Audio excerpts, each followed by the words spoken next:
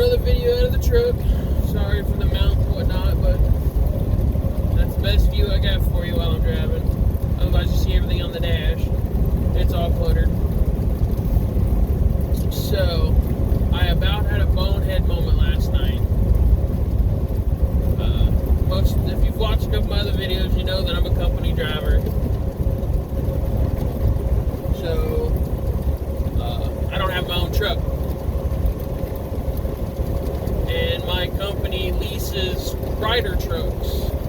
For y'all that don't know, Ryder is basically a commercial vehicle renting business. There's Penske, and a couple other ones I can't think of off the top of my head. So anyhow, I had to drop my my work semi truck, whatever you call it, for this story, off at the Ryder there in Laverne, considering I'm based out of Lebanon, Tennessee. So I drop it off on Saturday. It sits there probably all Saturday, and they're closed Sunday, so nobody's working on it that day. Gotta wait till about 9 o'clock to go pick it up Monday. Yeah, that's a real pain about this whole Ryder truck situation and this route. I can never get it in during the week so that it's when they're not like, hey, we gotta get this done. We have this much time, but it needs to be done in this amount of time. But hey, you can't argue with preventive maintenances that gotta be done every 6 months. No, look at that, I just realized. Instead of taking off the old sticker, they just put another sticker over it, and the alignment's off slightly, so it's like blurred vision looking at it. Yeah, it's fun. But anyhow, get my truck back. I had to drop my trailer in the yard that they have for all their vehicles. So I go to hook back up to the trailer.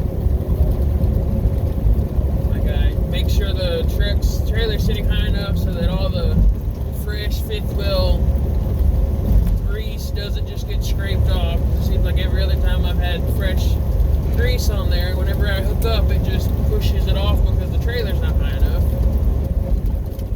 And so I back up under the trailer and hook up to it, or at least I think I am.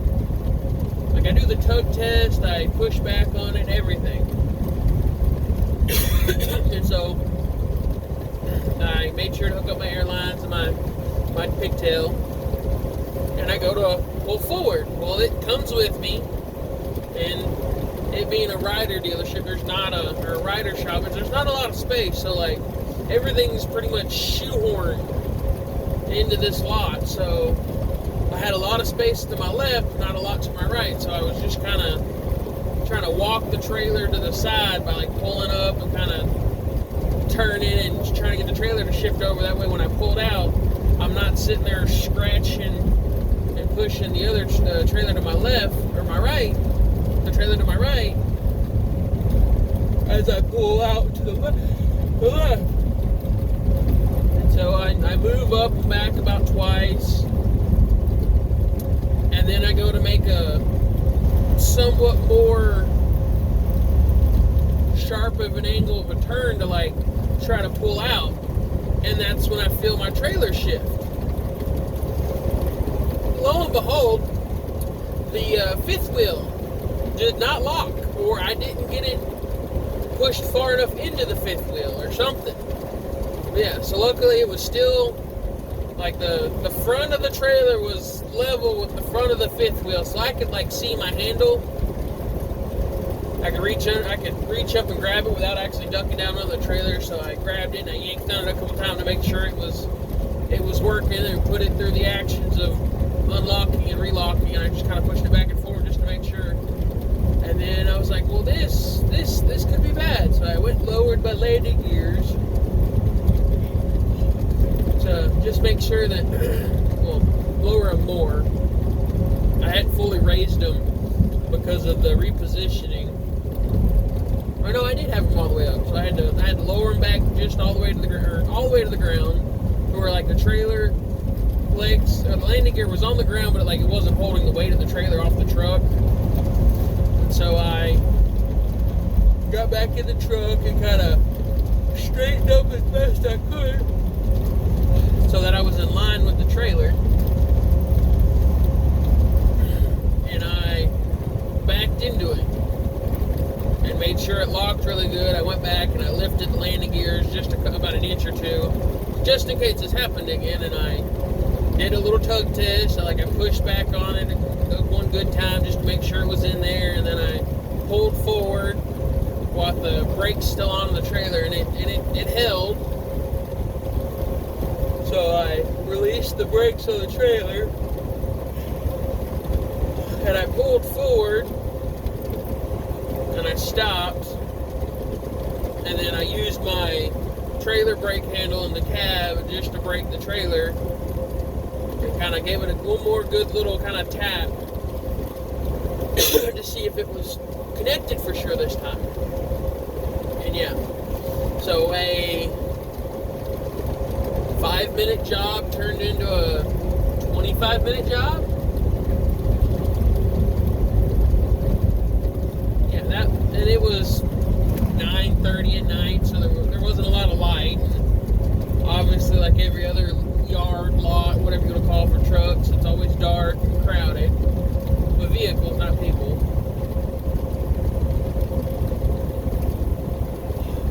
And yeah, I was like, oh no, I'm not going to put myself on Bonehead Trucker if something like this gets out, or if I was to lose the trailer all the way.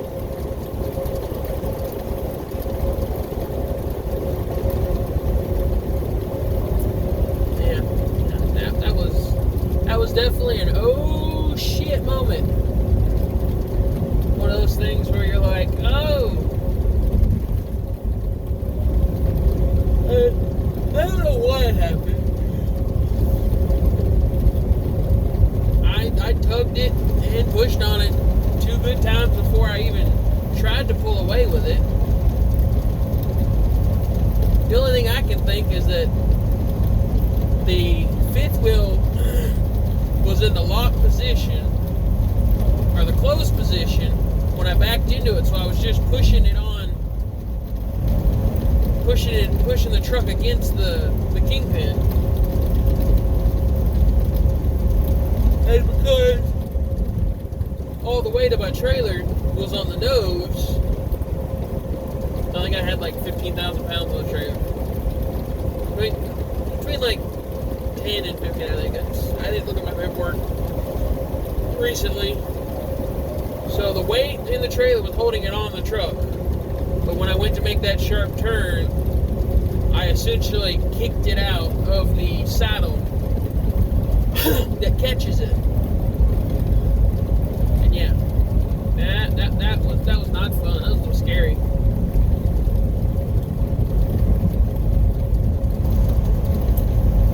I'm on I-165 headed south, back to Bowling Green. This stretch of interstate is so monotonously dull. I've made this trip at least once a week, if not more, for the last 2 years.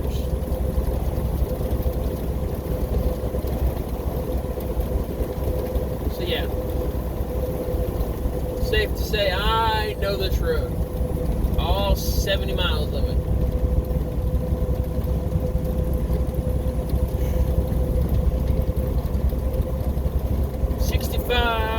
Exit 20 in Kentucky,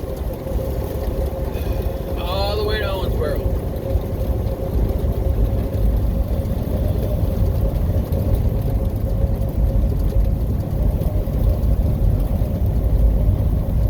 I want to say I've actually, before I got on this route, I came this way from Kentucky somewhere where I was dropping stuff off, and I just followed 165 all the way to the Scottsville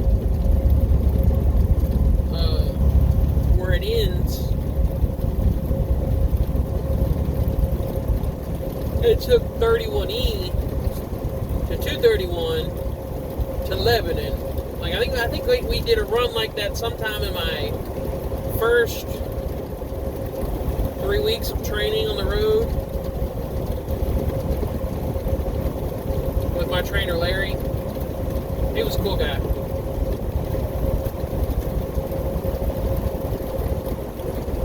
I will say this, his training method wasn't exactly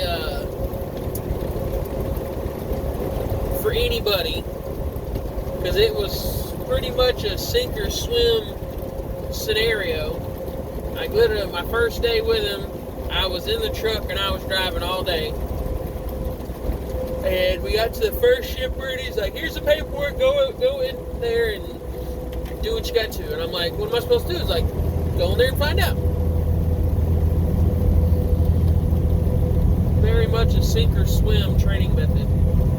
Which, if you can handle that kind of situation, I guess it is the best way to learn. Because then you're not waiting for someone to tell you to do something.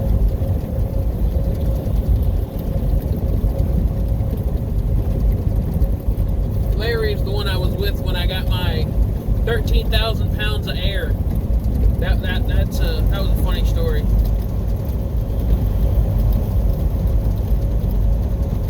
Bunch of ramen noodle cups, but they weren't the ramen brand. They were Simply noodles or noodle cup noodles, I think. Out of Pennsylvania. Yeah. But yeah, that was my little oh shit moment before my week even started. Yeah.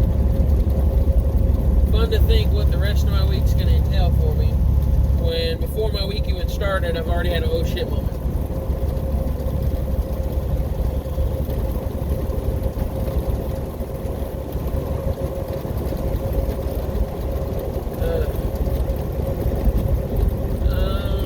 That's not good.